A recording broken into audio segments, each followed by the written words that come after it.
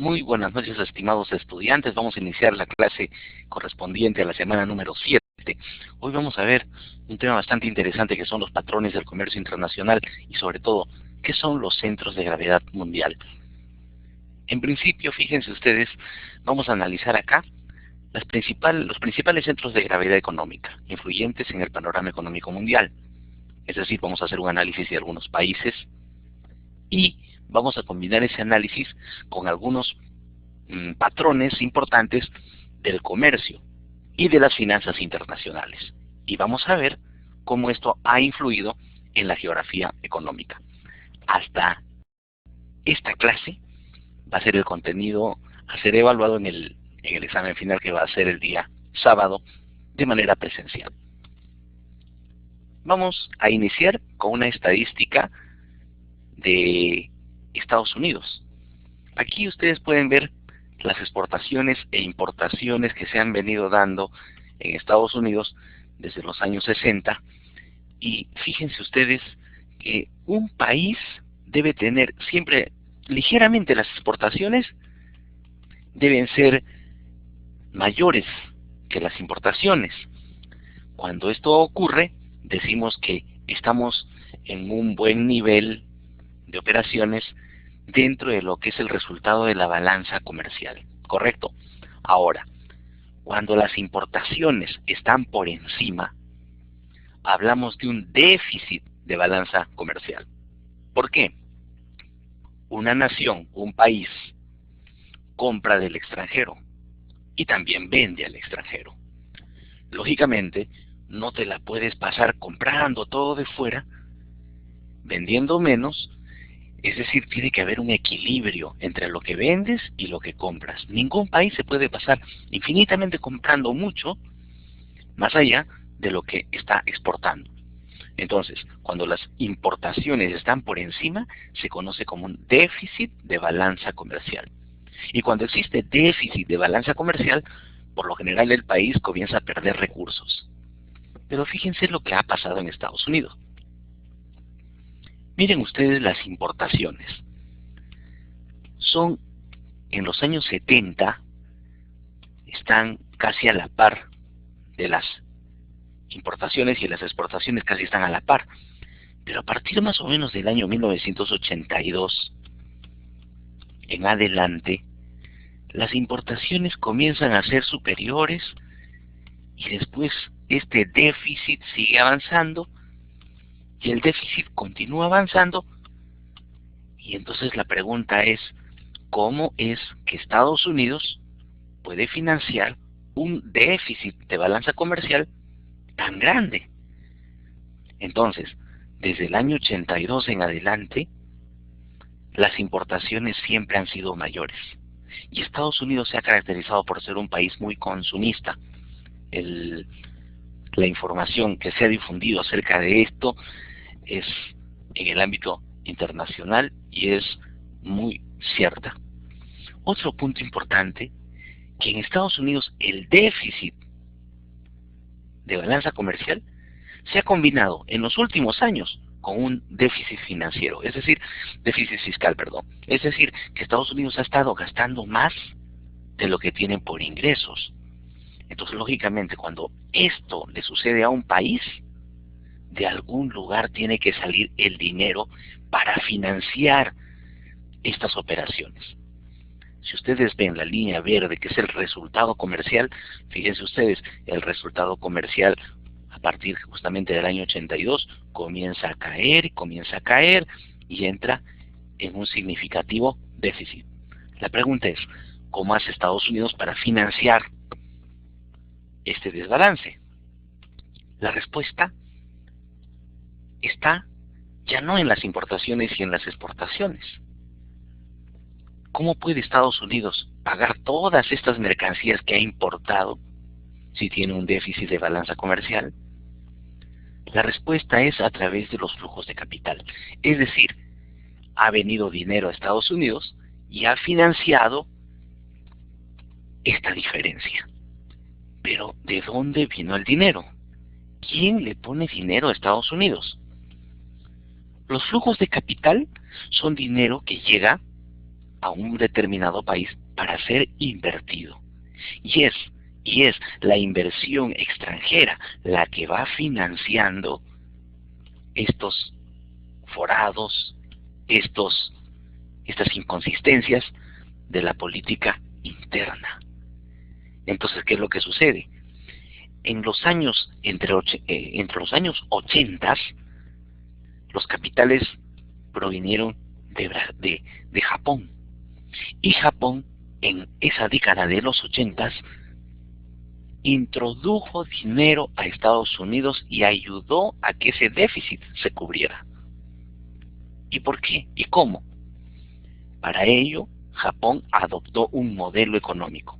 El modelo económico de Japón fue la demanda expansiva, donde el gobierno japonés impulsó a sus empresas internas. Fíjense, el gobierno impulsa a sus empresas internas, las fortalece y las convierte en transnacionales. Es decir, el gobierno japonés invirtió fuertes sumas de dinero, les dio a los empresarios dinero, de tal manera que estos empresarios se hicieran fuertes y fueran a competir al mundo. Pero uno de los puntos interesantes fue que Sony, vamos a citar algunas marcas: Sony, Panasonic, Toyota, Mazda, Nissan, se fueron a Estados Unidos y produjeron autos ahí. Y en Estados Unidos, que existía una tradición por los vehículos grandes, de 8 cilindros, estos vehículos enormes de los años 70 y 80, en esos años llega a Estados Unidos un conjunto de vehículos japoneses, que por cierto eran muy buenos. Y es más, la marca Sony y Panasonic entran al mercado de electrodomésticos y los estadounidenses terminan comprando al japonés. ¿Y por qué? Porque Japón trajo dinero a Estados Unidos, lo invirtió y a la par insertó, fíjense ustedes, insertó dinero de inversión a través de sus empresas. Entonces, Estados Unidos, en este tiempo de dificultad, tuvo el apoyo significativo de Japón. Pero en los últimos años Japón ha sido un país que ha entrado en un problema de recesión y no pudo financiar íntegramente todo este forado. Entonces, ¿qué es lo que ha pasado? A partir de los años 2000 en adelante, quien va a retomar, fíjense ustedes, la posta y va a financiar a Estados Unidos, va a ser un monstruo comercial de la economía actual, que es China. Entonces, actualmente, China está financiando gran parte de este déficit de balanza comercial, pero también el déficit fiscal. Es decir, la diferencia entre los gastos enormes que tiene Estados Unidos y los ingresos que también tiene, pero ahí también hay un déficit. Es decir, Estados Unidos gasta más de lo que tiene por ingresos. ¿Quién está financiando todo ello? China. ¿Y cómo lo hace? China también apoya ese financiamiento a través de los flujos de capital. Entonces, a partir de acá, tenemos dos elementos esenciales. Por un lado, la balanza comercial, que es fruto del comercio internacional, el resultado de las cuentas del comercio internacional. Y por otro lado, tenemos los flujos de capital, que es dinero que se desplaza de un país a otro, de manera silenciosa, de manera no visible, pero el dinero va fluyendo a través de elementos y procedimientos electrónicos hoy en día. Entonces, vamos a ver estas dos partes. Por un lado, el comercio internacional y por otro lado, las finanzas internacionales. Estos dos mundos que conforman el conjunto de operaciones que los países hacen en el ámbito internacional. Pero existen dos errores comunes que vamos a apreciar en este instante. Se piensa que el comercio perjudica a ciertos países cuando hay grandes diferencias entre estos. Y estas diferencias lógicamente se notan en el tema de productividad y en los temas salariales. Entonces viene una pregunta hacia ustedes. ¿Realmente el comercio beneficia y perjudica a alguien? Lógicamente, antes de que se firmara el Tratado de Libre Comercio entre Perú y Estados Unidos, en el Perú hubieron una serie de protestas. Y una de las protestas estaba tomando como referencia el hecho de que los países menos avanzados tecnológicamente, en este caso nosotros el Perú frente a Estados Unidos que tiene un avance impresionante, entonces decía, en Estados Unidos existen tanto avance tecnológico que cuando abramos las fronteras, Estados Unidos nos va a arrasar. Por lo tanto, el Tratado de Libre Comercio entre Perú y Estados Unidos no va a ser favorable. Lógicamente acá ha existido un error. ¿Y por qué? Los países más avanzados tecnológicamente desplazan su tecnología a los países menos avanzados. Y lógicamente, el Perú ha incorporado un conjunto de elementos tecnológicos provenientes de Estados Unidos, de Japón, de propio Corea del Norte, a nuestra economía.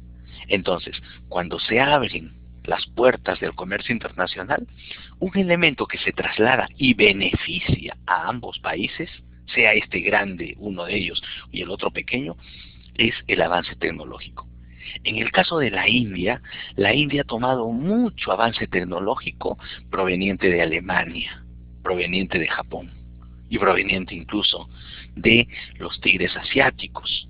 Ellos, pues, estos países han logrado incorporar, fíjense ustedes, a la India un conjunto de elementos tecnológicos. Hoy en día la India avanza muy bien en los temas de ingeniería, en los temas de medicina. Entonces los laboratorios hindúes, en referencia a la medicina, son de los más grandes del mundo.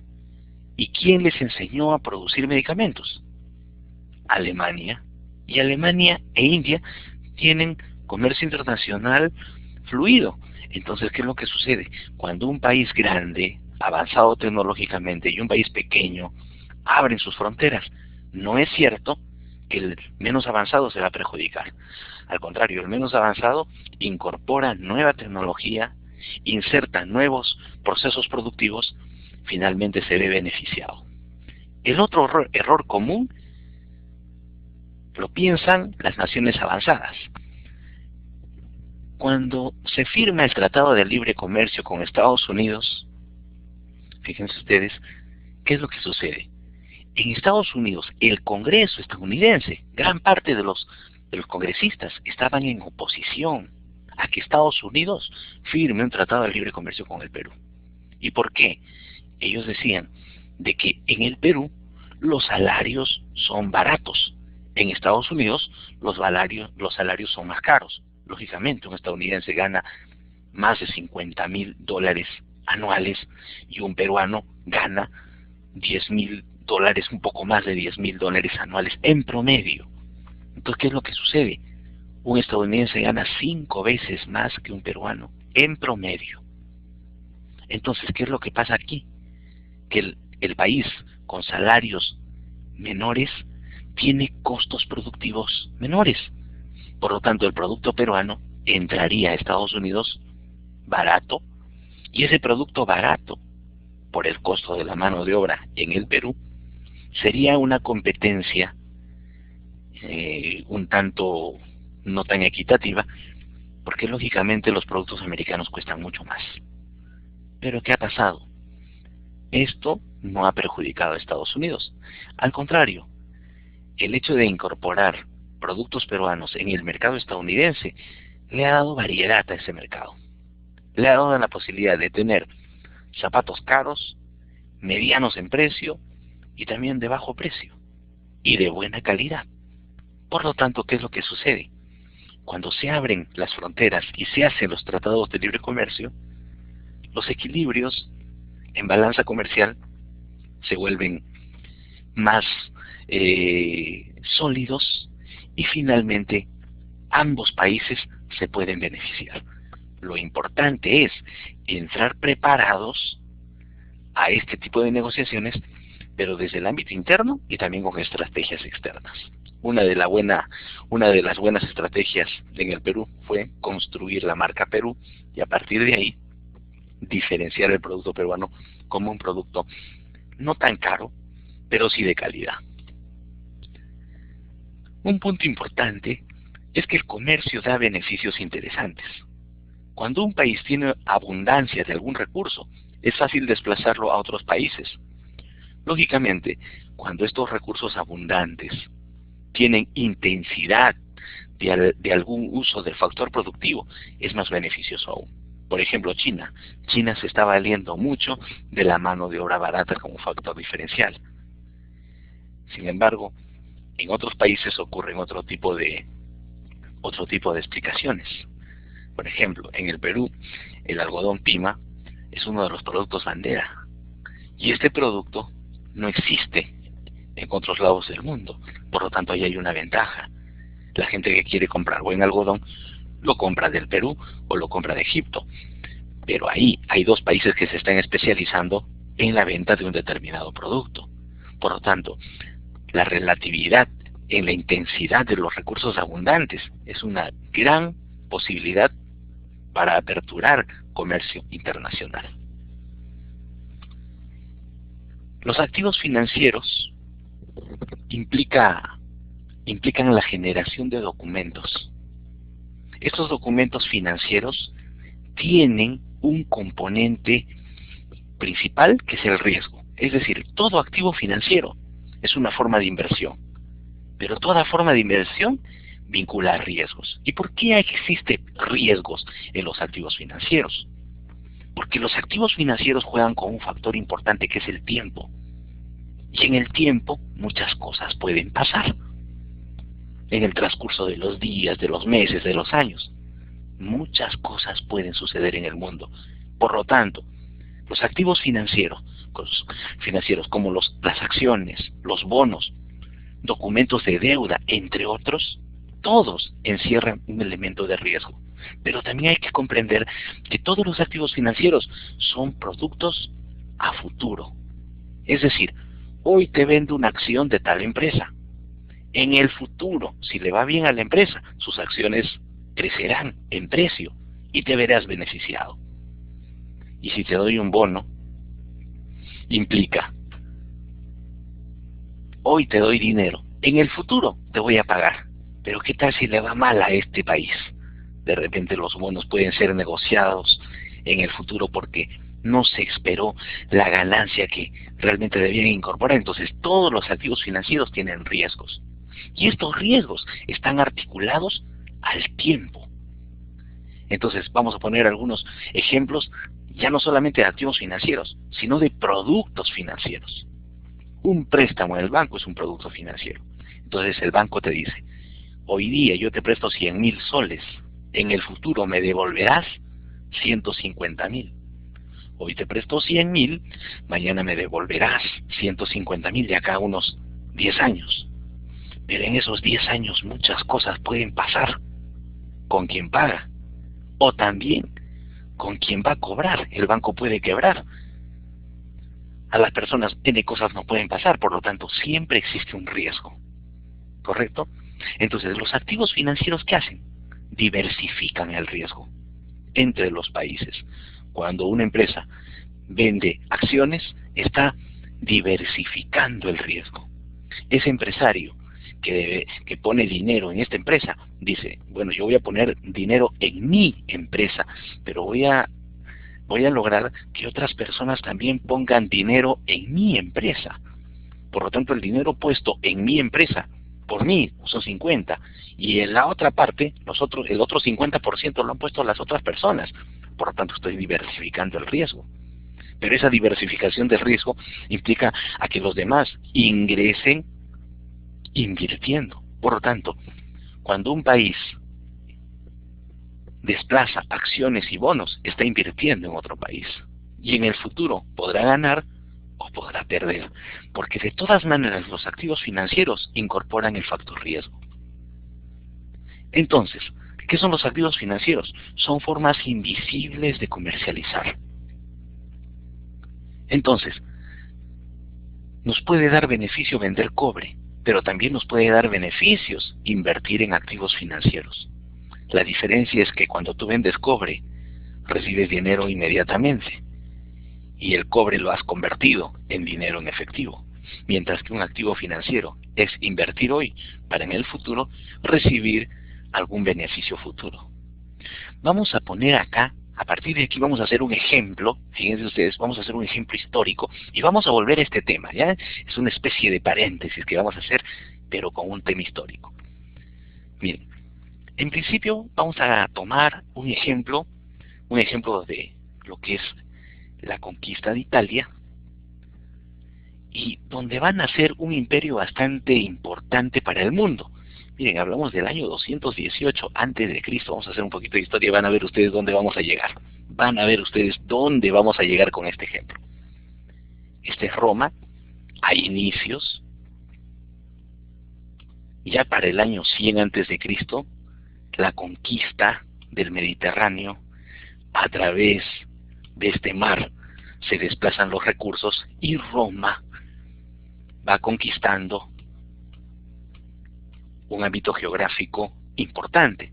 Pero fíjense ustedes cuán importante es el dominio marítimo en la geografía económica. Roma continúa creciendo ya para el año 44 a.C. Miren, ya tiene un territorio mucho más amplio, el norte de África, tienen parte de Asia y gran parte de lo que hoy en día conocemos como Europa. Para el año 14 después de Cristo, ya se cuenta con una solidez más amplia, ya se domina todo el territorio europeo, el norte de África se ha expandido en la conquista que estos señores tienen, y también el Asia. Para el año 116 después de Cristo, fíjense, ya están, los romanos han llegado hasta lo que es actualmente Inglaterra, Gales, y ya están ingresando a lo que sería Escocia. Y en la parte norte de África, ya han tomado prácticamente todo el norte de África, y están acá ejerciendo un nivel de influencia sobre esta península bastante importante, donde está Portugal y España. Y la actividad comercial, fíjense ustedes, con todas estas tierras conquistadas, la primera actividad que surge es el comercio. ¿Correcto? Entonces, el comercio fluye a través del mar Mediterráneo. Y cada uno de los territorios se va especializando en determinados productos. Por lo tanto, fíjense ustedes, cada quien se especializa, cada quien vende y cada quien compra. Y las rutas comerciales esencialmente son marítimas. Lógicamente los romanos en el avance del tiempo construyen algunas vías que le van a denominar calzadas, de ahí viene la palabra calzada incluso de la construcción que los romanos hacían sobre su territorio para el desplazamiento de sus ejércitos. Pero miren qué es lo que va a ocurrir acá. Entonces, la actividad comercial es una de las que se va imponiendo y le va marcando una característica muy esencial a lo que es la geografía económica. Los puntos de poder, los puntos de gravedad comienzan a establecerse, donde ustedes ven acá un puntito rojo. Cada uno de estos puntos son puntos de gravedad económica, puntos de importancia en el comercio. Pero ¿qué es lo que sucede en adelante? Después de la expansión romana, y cuando ya Roma cae, después de un tiempo, Roma cae, y a la caída de Roma se instalan en Europa los reinos. Entonces cae el Imperio Romano, y a partir de ahí comienzan los reinados y los reyes. Y, fíjense ustedes, surgen nuevos puertos comerciales en esta época, ya estamos hablando del año 1639, Ámsterdam se convierte en una de las ciudades más importantes. Los reyes en este tiempo, fíjense a la historia cómo nos va a ayudar a entender el tema de los valores futuros y el tema de la bolsa de valores. Con esto vamos a explicar lo que es bolsa de valores. Entonces, miren, estos puertos se vuelven importantísimos en el ámbito comercial, ¿correcto? Y Ámsterdam, Holanda, es uno de los países más importantes. Ahora, todos los reyes en sus mesas siempre colocaban flores. Y una de las flores más demandadas en este tiempo eran los tulipanes. Estos de acá. Y los tulipanes procedían de lo que conocemos como Holanda. Entonces, ¿qué es lo que sucedía? Todo rey quería tulipanes en su mesa. Pero en el invierno, Europa en el invierno se llena de nieve y no se produce nada de tulipanes. Entonces hay ciertas temporadas donde se van a producir este tipo de flores. Entonces, los reyes, para tener tulipanes, ni bien inicia la temporada justamente de estas flores espléndidas, ¿qué comenzaron a hacer? Comenzaron a comprar los campos de tulipanes antes de que estuvieran sembrados. Entonces se iban donde el agricultor y le decían, ¿cuándo vas a comenzar a sembrar? En tal fecha. Mira, todavía no existen productos acá, pero de lo que tú vas a sembrar ya, hoy día te pago. Hoy te pago y tú me entregas, cuando ya salgan los tulipanes, me entregas el producto. Y el agricultor le decía, pero acá puede haber problemas. Mira, no importa, yo asumo el riesgo. Yo te compro toda la chacra de tulipanes, así que no le vendas a nadie. A partir de ahí nace el concepto de valor futuro, una compra a futuro. Yo te compro hoy, sabiendo que no existe nada todavía en el campo, sin embargo, cuando ya tengas la primera cosecha, esa me la vendes.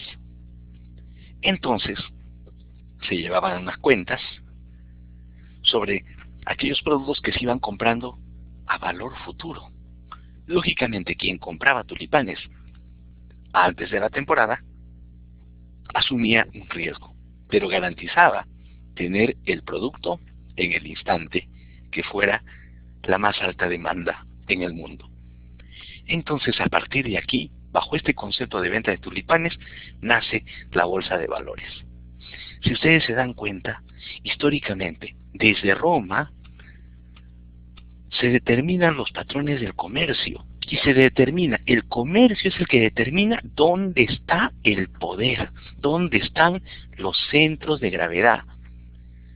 Y después, a través de este mercado de flores, el mercado de tulipanes, se comienza a tomar una idea bastante interesante que es el valor futuro, que posteriormente en Estados Unidos fue utilizado más o menos en los años 1910, con los últimos inventos que hubieron ahí en Estados Unidos, y esencialmente con el tema de los ferrocarriles. El empresario que invierte en los ferrocarriles dice, bueno, yo tengo dinero, puedo invertir en la locomotora, los vagones, pero ya no me da el dinero para invertir en las rieles. Y es ahí donde dos periodistas importantes en Estados Unidos, Dow Jones, le van a decir, ¿sabe qué? Nosotros somos periodistas y vamos a hacer lo siguiente. Nosotros vamos a vender la idea del ferrocarril a la gente. Y los que quieran pueden invertir. ¿Están de acuerdo? Y se genera justamente la base de los valores futuros en bolsa de valores. ¿Pero cómo? Desde la idea inicial de lo que sucedía en Holanda con este tema de valores futuros, que después también se aplicó en Escocia, y luego Estados Unidos le da una nueva forma, y a partir de ahí nace justamente este concepto de valores futuros. Entonces, a partir de ahí, ya el comercio tiene algunos elementos adicionales. No solamente es intercambiar bienes y servicios, sino también es intercambiar flujos de capital. Es intercambiar riesgos. Implica intercambiar dinero de un país a otro con valores futuros. Sin embargo, el clima y los recursos son un elemento esencial, porque aquí se generan diferencias absolutas entre los países. Países que exportan café, países que exportan petróleo.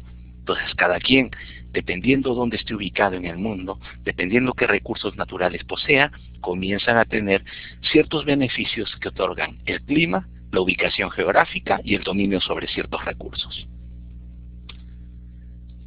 David Ricardo incorpora un concepto adicional que es la productividad. Y la productividad va a ser a partir del siglo XIX, un elemento esencial. El mercado de los vinos, de los panes y de los quesos eran mercados fascinantes en Europa. Pero había una diferencia. ¿Cuánto te cuesta a ti producir vino y cuánto me cuesta a mí producir vino? Los países comenzaron a compararse. Lógicamente habían países que producían vino de manera más barata que otros. ¿Y por qué? Porque tenían artesanos más especializados, porque tenían ciertas ventajas al momento de utilizar ciertas técnicas.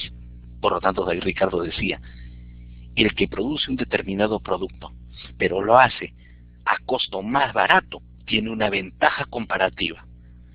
Si al inicio las ventajas se daban por el clima y los recursos, que son ventajas absolutas, David Ricardo incorpora el tema de la productividad del trabajo en las ventajas comerciales. Lógicamente, el país que produce un bien de manera más barata es el país que va a tomar ventaja competitiva. Entonces, a partir de aquí, de esta teoría, comenzamos a pensar en lo siguiente, que los centros de gravedad económicos en el mundo pueden ser definidos por la productividad. Entonces nos comparamos con quien siempre nos gusta compararnos, con Chile. Chile produce cobre, Perú produce cobre. La pregunta es, ¿cuál de los dos países produce cobre de manera más barata? ¿Cuál de los dos países produce cobre con el mejor y mayor uso óptimo de sus recursos? Entonces ahí hay diferencias. A partir de ya el siglo XVI, cuando las naciones comienzan a tener nombre, se comienza a generar una protección de la industria propia. El Estado participa acá, bien poniendo aranceles o también subvencionando exportaciones. Son dos modos donde siempre los Estados han participado en el ámbito del comercio internacional. Hoy en día esto se sigue aplicando. Hay muchas industrias donde el Estado decide proteger al productor nacional. Y hay ciertos productos donde el Estado subvenciona las exportaciones o también las importaciones. Ejemplo, en el tema de medicinas, el Estado peruano compra una gran cantidad, lotes enormes de vacunas para ser distribuidas a nivel nacional. Por lo tanto, ahí el mercado de los medicamentos está siendo pues influenciado por el Estado. Entonces, el Estado puede intervenir en el ámbito del comercio internacional, pero es lógico de que cada vez que el Estado interviene, resta competitividad. Entonces, a veces la intervención del Estado no es buena. La intervención del Estado solamente se tiene que dar cuando existan fallas de mercado. El proteccionismo entonces cae después de la Segunda Guerra Mundial, cuando ya se pacifica el mundo y a partir de ahí el comercio comienza a fluir y el dólar se determina como moneda de intercambio internacional. A partir de ahí existen algunos problemas que en el futuro han tenido que resolver algunos países como lo es Corea del Sur y China. En el año 1998, fíjense ustedes, China y Corea del Sur tuvieron grandes superávits comerciales, más de 40.000 millones de dólares anuales que ingresaban a consecuencia del comercio internacional que hacían. Y esto nos lleva a un tema importante que es el tipo de cambio. Cuando un país exporta grandes volúmenes de productos, este país envía productos al extranjero y recibe dólares. Cuando este país recibe muchos dólares, el precio del dólar cae. Y cuando el precio del dólar cae por abundancia de dólares que hay en este país, la moneda nacional se hace fuerte y el dólar se hace débil. Entonces, nuevamente, fíjense ustedes, eso es importante y va a venir en el examen final. Cuando un país exporta mucho, se llena de dólares, como pasó con Corea del Sur y también China. Entonces, al llenarse de dólares, el precio del dólar dentro de este país, por ejemplo, dentro de Corea del Sur, el precio del dólar comenzó a caer. Lógicamente, el won, que es la moneda surcoreana, comenzó a crecer en su valoración. Dentro del país, esa diferencia no se siente mucho. Dentro del país, esa diferencia no se siente mucho. Pero fuera del país, sí. ¿Qué es lo que pasa cuando un país se llena de dólares? Y en este caso el won coreano se hizo fuerte frente al dólar. Este país, cuando su moneda se hace fuerte, este país se hace más caro al mundo. Y cuando Corea del Sur se hizo caro frente al mundo, el mundo le dejó de comprar. Y cuando Corea del Sur cae en sus exportaciones abruptamente, los productos coreanos se dejaron de vender de la noche a la mañana. Efecto, las empresas coreanas ya no producían más, y al no producir, lógicamente, ya no necesitas empleados. Por lo tanto, las empresas comenzaron a despedir a sus empleados y dejaron de producir porque los almacenes que ellos tenían estaban repletos de mercancías. Pero el producto coreano se hizo tan caro en el mundo que la gente de otros países decidió dejar de comprarlos. Lógicamente esto llevó a una crisis de balanza de pagos para el año 1998 en China y Corea. Entonces hay desajustes en el ámbito comercial. Entonces, ¿qué se tiene que hacer? La economía actúa en equilibrios, ni muy a la derecha ni muy a la izquierda. Entonces, China supo mantener el equilibrio. ¿Y cómo lo hizo? A la medida que iba entrando un flujo tremendo de dólares a la economía china, China comenzó a imprimir yuanes. Entonces, ¿qué es lo que sucede? Llegan a China dólares, producto de sus exportaciones. Una parte de esos dólares, China hábilmente la devuelve a Estados Unidos y le dice, Estados Unidos, tú tienes un déficit de exportaciones e importaciones. Tienes un déficit de balanza comercial, donde sus importaciones son mayores que sus exportaciones desde el año 1982. Esa explicación la hemos dado al inicio de esta clase. Entonces, China le dice, ¿sabes qué? Yo te presto dinero. Y Estados Unidos acepta el préstamo y el financiamiento de China. Entonces China exporta, China acumula dólares, pero esos dólares, una parte, los devuelve a Estados Unidos y Estados Unidos le da documentos de deuda a China.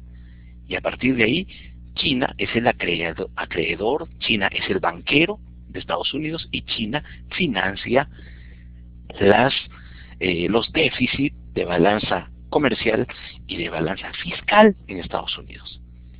Y aparte de financiar la deuda externa de los Estados Unidos, esta deuda de Estados Unidos, China lo que ha hecho es imprimir yuanes en los últimos años.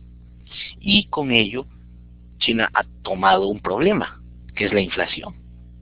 La inflación en China más o menos está, o ha estado en los últimos años, en un promedio de 7 a 10%, que es una inflación alta, pero controlada, que beneficia finalmente el movimiento económico en China. Claro que desordena un poco sus precios internos, pero China dice, prefiero tener un poco de inflación y generar más recursos para mi país. Entonces China lo que hace es devaluar su moneda y de esa manera contrarresta estos déficits tremendos que se podrían dar en el ámbito de la balanza de pagos.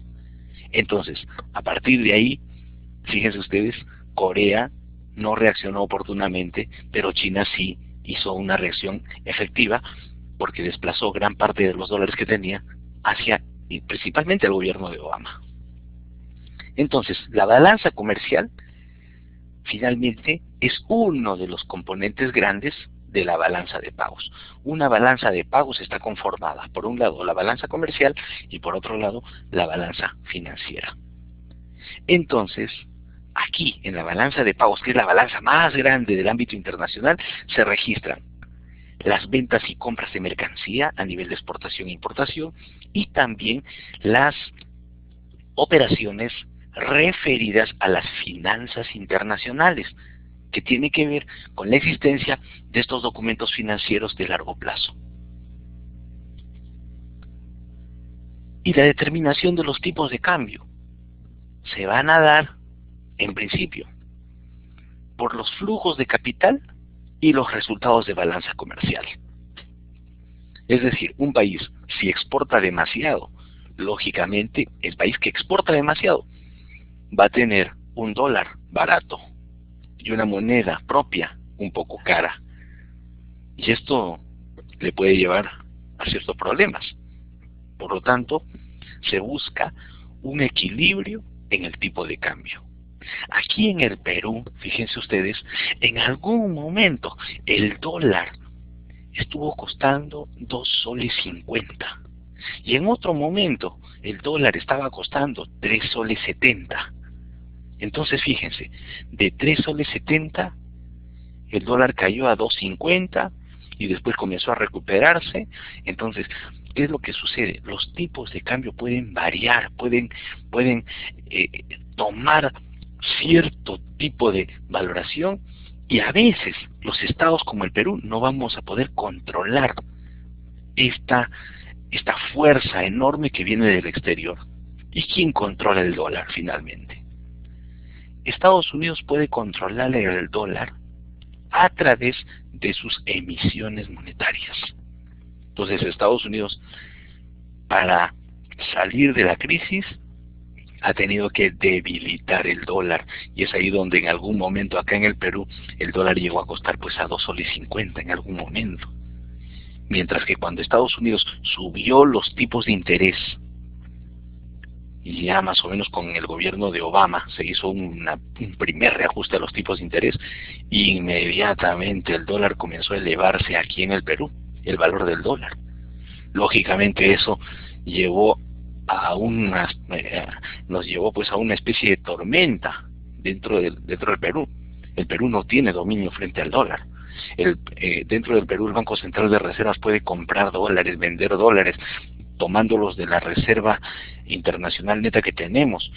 Sin embargo, controlar el tipo de cambio en un país, y sobre todo cuando el tipo de cambio es el dólar frente al sol, el dólar pues es una moneda muy fuerte, y nosotros económicamente no podemos hacer nada frente a ese tipo de movimientos, a ese tipo de fuerzas que se dan en el ámbito internacional.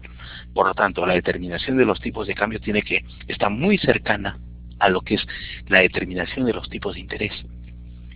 ¿Y los tipos de interés son los intereses que nos cobran los bancos? Sí, están relacionados a ello. ¿Y quién determina esto? Estados Unidos, con su emisión de dólares. Cada vez que Estados Unidos emite dólares a través de la maquinita, ¿qué es lo que sucede? Debilita su moneda, pero tiene mayor presencia en el ámbito internacional. Las reservas internacionales de los países están en dólares. Por lo tanto, todos nosotros, en cierto modo, con nuestra producción, avalamos a esta moneda grande que tiene justamente el predominio en el ámbito internacional. Entonces, los tipos de cambio van fluyendo en el tiempo. ¿Y de qué depende? De las decisiones de los países y también de la producción que se destina al mercado internacional. Entonces, un país que exporta más, lógicamente se hace abundante la presencia de dólares en este país. Ahí el tipo de cambio inmediatamente se va a reflejar en sus movimientos. Entonces, acá el tipo de cambio se va determinando justamente con la presencia de una moneda frente a otra. Después de la Segunda Guerra Mundial, el dólar ha sido esencialmente el tipo de cambio por excelencia. Pero, ¿las políticas pueden ser coordinadas? La respuesta es que sí deben ser coordinadas las políticas. Hoy en día, por ejemplo, en el Perú se está reduciendo el tipo de interés en 0,25 puntos. ¿Qué significa eso? que a partir de aquí en adelante los bancos, fíjense ustedes, a partir de aquí en adelante la reducción de los tipos de interés en el Perú va a generar que los bancos tengan más dinero para prestar y los préstamos van a ser ligeramente más baratos. Momento interesante para renegociar algunas deudas que usted pueda tener con el sistema financiero. Es un momento bastante interesante para que las personas comunes como ustedes y nosotros podamos hacer negocios interesantes con los bancos, porque los tipos de interés van a ir disminuyendo. Pero estas disminuciones en los tipos de interés van haciéndose regularmente, de modo liviano, de poco en poco se van acomodando estos precios de mercado. Por lo tanto, es un momento bastante interesante porque se está aplicando algunas medidas expansivas.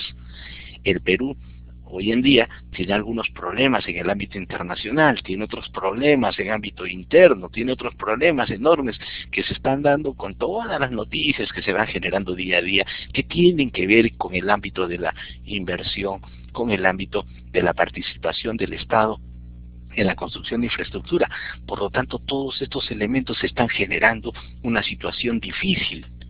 Lógicamente, el Banco Central de Reservas, para poder hacer frente a esta situación y que no se nos caigan los valores macroeconómicos, ¿qué ha hecho? Está bajando el tipo de interés. ¿Y con ello qué se va a lograr? Se va prácticamente impulsar la economía. Y el impulso de la economía va a ser en el ámbito financiero. Se va a abaratar el crédito para que la gente venga a invertir aquí, en este país. Lógicamente, esto también tiene sus riesgos. Sin embargo, hay que asumir ciertos riesgos para salir adelante. Hoy en día los resultados macroeconómicos del Perú no están tan sólidos que digamos, y en cierto modo se está generando un ambiente muy propicio para que aquí en el Perú pueda existir en algún instante una crisis recesiva. Dios quiera que no sea así, que estas medidas que está incorporando el Banco Central de Reservas sean positivas y finalmente podamos nuevamente despegar y no tengamos crecimientos menores en PBI al 3%. En la Unión Europea, el Bundesbank de Alemania elimina los tipos de interés del año 1990 al justamente incorporar la unión de las dos Alemanias, y la adopción, fíjense ustedes, del euro ha sido un elemento esencial que en la clase pasada ya hemos tocado y que le va a dar aquí a todos estos países una coordinación internacional de las políticas monetarias. Un problema fundamental de la economía internacional es cómo conseguir un grado de aceptable de armonía entre el comercio internacional y las políticas monetarias. ¿Qué implica esto? Cuando la política monetaria se mueve en un país, finalmente va a repercutir sobre los tipos de cambio. Y esto a ciertos países no les puede gustar. Por ejemplo, Estados Unidos y China ya se han encontrado, fíjense ustedes, con cierta desarmonía justamente por este tema. Estados Unidos compra mucho de China, China se llena de dólares y China emite yuanes. Entonces, ¿qué hace China? China genera devaluaciones, devalúa su moneda. Y a Estados Unidos no le conviene que China devalúe su moneda, porque cuando China devalúa su moneda implica que llena el mercado de yuanes. Entonces, un elemento abundante en el mundo y en circulación es el dólar. Pero conforme China ha logrado una ventaja comercial al tener exportaciones altas y se ha llenado de dólares, ha comenzado a imprimir yuanes y los yuanes han comenzado a circular por el mundo. Por lo tanto, es una moneda con presencia y garantizada con los propios papeles de deuda de Estados Unidos. Por lo tanto, China devalúa su moneda, genera una inflación controlada dentro de su ámbito geográfico, pero finalmente comienza a competir a Estados Unidos en un terreno que desde el año 1945 Estados Unidos lo ha dominado hasta el día de hoy. Entonces sale un competidor y lógicamente a Estados Unidos esto no le gusta. Por lo tanto, a veces pues existen ciertas confrontaciones en el ámbito de los tipos de cambio y el dominio de las monedas en el plano internacional. A partir de los años 1960 se firmó el Acuerdo General sobre Aranceles y Comercio, la famosa GATT, y desde 1994 se van a dar ciertas reglas internacionales a través de la creación de la Organización Mundial del Comercio, o de la OMC. A partir de ahí ya hay coordinación macroeconómica, de tal modo que el comercio y las finanzas internacionales tengan reglas donde los países no generen devaluaciones y finalmente rompan los equilibrios. Entonces, los mercados de capitales han sido siempre utilizados desde los años 70, por ejemplo, cuando los países avanzados prestaban dinero a los países menos avanzados. Y se genera una crisis en el año 82 cuando México decide que no va a lograr pagar su deuda externa. Y a esta caída de México en el pago de la deuda externa también se une Brasil. Brasil también le dice al Fondo Monetario Internacional que no va a poder pagar su deuda externa. Por lo tanto, comienza una crisis de deuda que comienza en los años 82, 83, y el Perú también entra a esta circunstancia, y también en el gobierno del señor Alan García se determina que el Perú no va a pagar su deuda externa. A partir de ahí hemos tenido todos los países mencionados una fuerte presión de Estados Unidos sobre todo para que se genere el pago de deuda. Y entramos a una tremenda crisis y finalmente hemos tenido que pagar la deuda sí o sí. Entonces, cuando entramos a estos ámbitos de inversión, cuando los países se prestan entre ellos, hay riesgos financieros fuertes. Por ejemplo, en los años 70, también los países ricos en petróleo comenzaron a prestar dinero a América Latina y comenzaron a prestar dinero dentro de Estados Unidos. Muchas de estas deudas terminaron en una situación difícil porque los países que tomaron estos préstamos finalmente no los pudieron cancelar.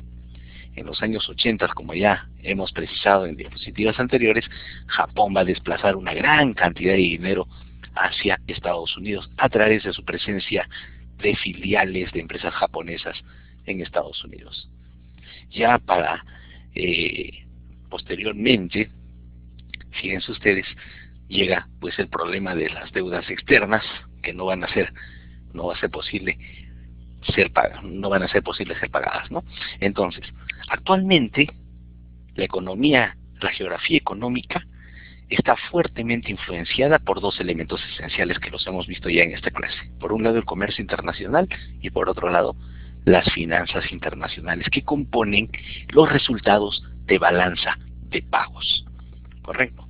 Entonces, hay elementos que se mueven en el mundo físico, bienes que son exportados e importados, y hay una cantidad de operaciones financieras que desplazan dinero de un país a otro. Por lo tanto, tenemos el comercio y las finanzas internacionales como elementos esenciales de determinación de los puntos de gravedad del comercio mundial. Estas transacciones financieras cada día son más grandes, es decir, las finanzas internacionales han cobrado una fuerte influencia en el mercado mundial. Por último, y ya para cerrar esta clase, vamos a ver un ejemplo rapidísimo de cómo ha sido la situación de Corea del Sur a partir de los años 50. Este realmente es un milagro económico que es un ejemplo de cómo un país devastado por una crisis interna se ha podido recuperar y ha tomado algunas decisiones importantes tanto en las finanzas internacionales como también en el comercio internacional. En principio, aquí está Corea del Sur, es un país pequeño, influido fuertemente por Rusia, China e India, que son monstruos frente a esta pequeña Corea, que ya para los años 50 se encontraba en una decisión entre el comunismo y el capitalismo. Este país fue partido en dos: Corea del Norte, que ya conocemos, tiene una base comunista, y Corea del Sur, que tiene la base del capitalismo. En principio, entre los años 1910 y 1945, esta empresa estaba totalmente dominada por Japón, basada esencialmente en la actividad agrícola. Entre los años 50 y 53 se da una guerra entre las dos Coreas, y esta guerra hasta el día de hoy no ha tenido solución. Esto llena a esta Corea de una tremenda pobreza y una calamidad tremenda producto de esta guerra. Una Corea empobrecida, donde las personas huyen de Corea y se van a cualquier otro país, menos quisieran quedarse aquí en Corea, y finalmente se ve un país totalmente destruido. La infraestructura de Corea queda totalmente destruida. Entonces hay una devastación tremenda en Corea, una situación de la infancia terrible, y finalmente a partir de esa situación comienza a surgir una nueva Corea que para el año 1953, después de esta guerra, después de este enfrentamiento armado, porque la guerra no se ha solucionado aún, el PBI per cápita anual era de $67. El año 1953 es el punto de partida. PBI per cápita, $67 anuales. Exportación netamente primaria, exportación netamente de productos provenientes de la agricultura. Esta es la Corea del Sur de los años 60. Aparecen los planes quinquenales. En 1960 se da el primer plan quinquenal que trata de eliminar el hambre de Corea. La participación del Estado coreano es muy importante en este primer resultado quinquenal. Las exportaciones van a aumentar de 55 millones a 835 millones y el PBI per cápita se va a mover de $79 a $100 el año 1963, y para el año 1969 ya está en 210. Recordemos que la cifra inicial eran los $67 anuales que ganaba un coreano. A partir de aquí, ya en los 70s, la Corea se va transformando, apertura en el ámbito internacional, y surgen los planes quinquenales de transformación a una base industrial pesada. ¿Y en qué se apoyaron estos señores? Se apoyaron en un aliado, que era Alemania.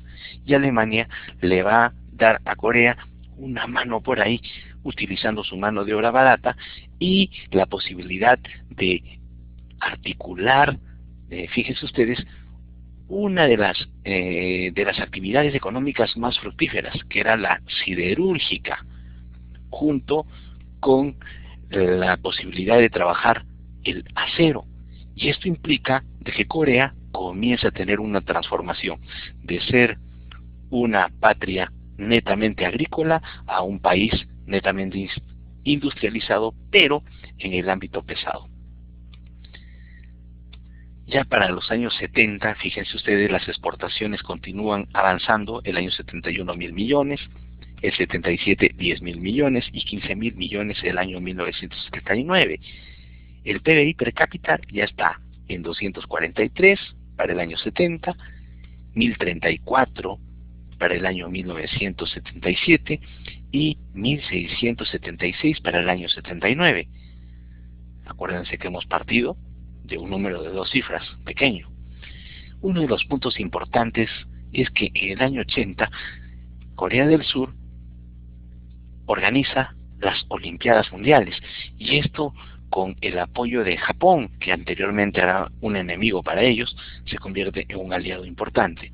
A partir de ahí, Corea deslumbra al mundo porque sus exportaciones continúan en un avance espectacular. De 17.000 millones del año 80 pasan a 1989 con 62.000 millones. El PBI per cápita sigue avanzando. $1.800 para el año 81, el 87 ya está en 3.221, en $4.435 anuales en 1988, y ya para el año 1990 estamos llegando a una cifra de $6.147 por cada uno de los trabajadores coreanos, en promedio. En los años 90 ya, fíjense ustedes, se ha transformado mucho más Corea, y también las exportaciones, que pasan de 65.000 millones de dólares en 1990 a 125.100 millones en el año 1995 y 143.700 en el año 1999. Para el año 91, 7.015 dólares per cápita, 8.177 para el 93, el 94 sigue aumentando esta cifra, y miren, para el año 1995 ellos ya están en 11.432. Hoy en día, actualmente el Perú recién está por esta cifra. El Perú recién está en esta cifra. Mientras que ellos llegaron el año 95, nosotros el 2017 estamos cercanos a esta cifra.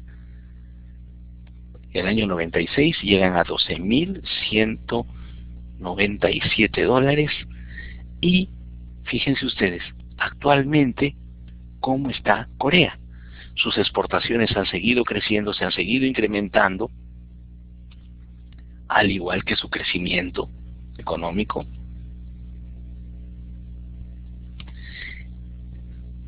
Sus exportaciones e importaciones también, y sobre todo, se han centrado en bienes industriales y la industria pesada.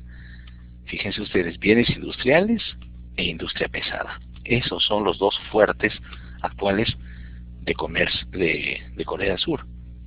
Y el PBI total y el PBI per cápita han seguido avanzando. Desde el año 1953, cuando hemos comenzado a revisar estas cifras, de 67 dólares, el año 2007 ya tenían 20.045. Sus exportaciones han avanzado tremendamente y Corea del Sur comenzó a ver sus resultados en la economía mundial, en el nivel de participación de exportaciones dentro del mundo. ¿Qué productos exporta Corea? Miren, ellos son primer puesto en conductores de semiconductores de memoria, refrigeradores, aire acondicionado, pantallas LCD, sí, pero lo más importante en Corea son los barcos comerciales y barcos cargueros. Corea es el principal productor de barcos en el mundo. Ese es su más fuerte negocio. Y hoy en día, fíjense ustedes, esta estadística está hasta el 2015, las exportaciones de Corea en PBI per cápita, fíjense, el PBI per cápita de Corea ha pasado a ser 36.511 dólares anuales, mientras que en el Perú estamos con 12.195. Miren qué diferencia, 3 veces más. El año 50 el Perú era más grande que Corea, indiscutiblemente. ¿En cuánto tiempo los países logran estas transformaciones industriales? Holanda se transformó en un país agrícola a un país industrial en 165 años. Dinamarca en 119 años, en Gran Bretaña 113 años, Alemania en 96 años, Francia en 94 años, Estados Unidos en 92, Japón en 73 años y Corea en 26 años logró una transformación de una producción agrícola netamente a una producción industrial. Uno de los puntos esenciales que tiene Corea para lograr este tipo de hazaña ha sido el hecho de que en Corea la corrupción es muy baja. Casi no existe corrupción en Corea. Es casi inexistente. ¿Y por qué? Porque el poblador coreano ha sufrido una tremenda crisis y ha sabido vivir con pocos recursos, pero de manera muy honesta. Y otro punto esencial es que en Corea la educación ha tomado una posición estratégica de alta importancia. Entonces, Corea ha tenido sus problemas, sin embargo los ha podido superar. Es el productor más grande de barcos en el mundo y hoy en día sus empresas están en el ámbito internacional y es Corea hoy en día uno de los ejemplos a seguir de cómo se logra una gran transformación.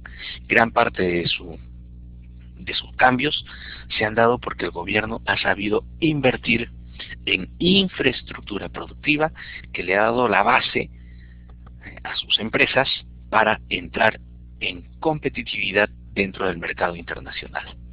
Bueno, hasta aquí cerramos la clase del día de hoy y cerramos también el curso. Hasta aquí va a ser el examen del día sábado. Entonces, por favor, denle un repaso al material que se ha publicado en el aula virtual. Ustedes tienen, las diapositivas están puestas ahí. Bajen sus recursos, léanlos, estudienlos y en la clase final viene el examen hasta este punto. Bueno, muchas gracias por su atención. Me despido de ustedes. El día sábado nos estamos encontrando en la ciudad de Huancayo para hacer la evaluación final. Muchas gracias a todos ustedes y si tienen alguna pregunta pueden hacerla en ese instante.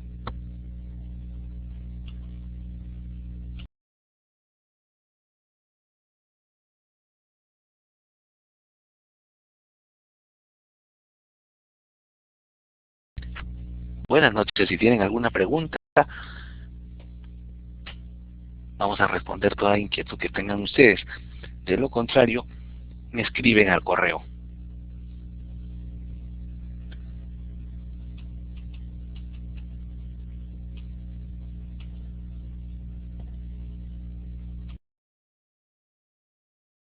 El segundo consolidado está explicado dentro del aula virtual. Allí están todas las indicaciones referidas al segundo consolidado. Correcto, entonces, por favor, revisen el aula virtual. En el aula virtual ya está publicado el trabajo que tienen que entregar como segundo consolidado. Entonces, para darle una indicación adicional,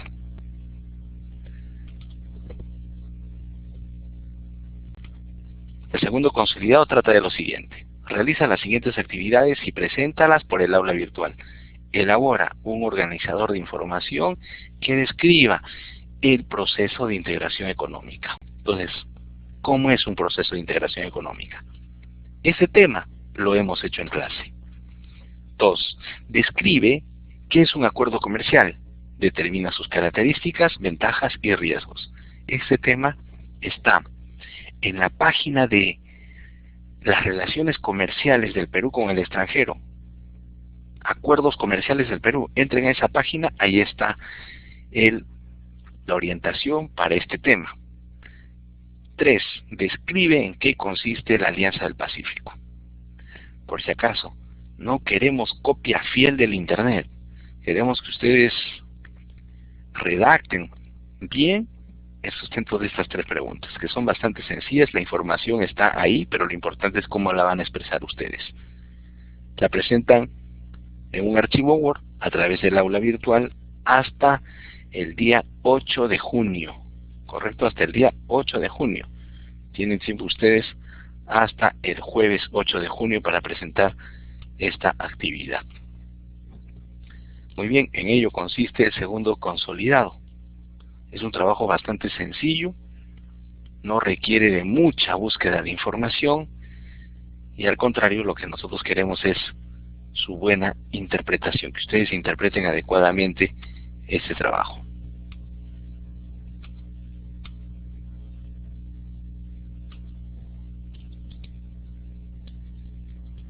¿Alguna otra pregunta?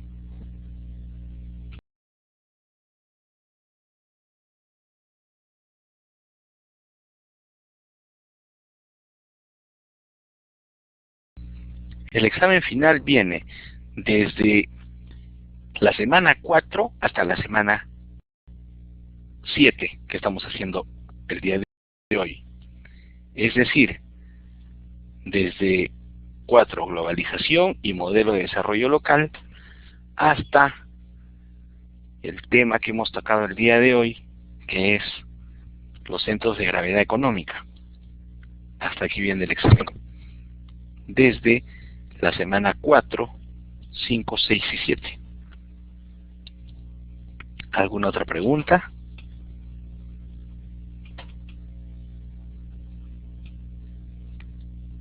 Bueno, entonces muchas gracias y nos encontramos el día sábado para la evaluación final del curso. Muy amables por su gentil asistencia a esta clase.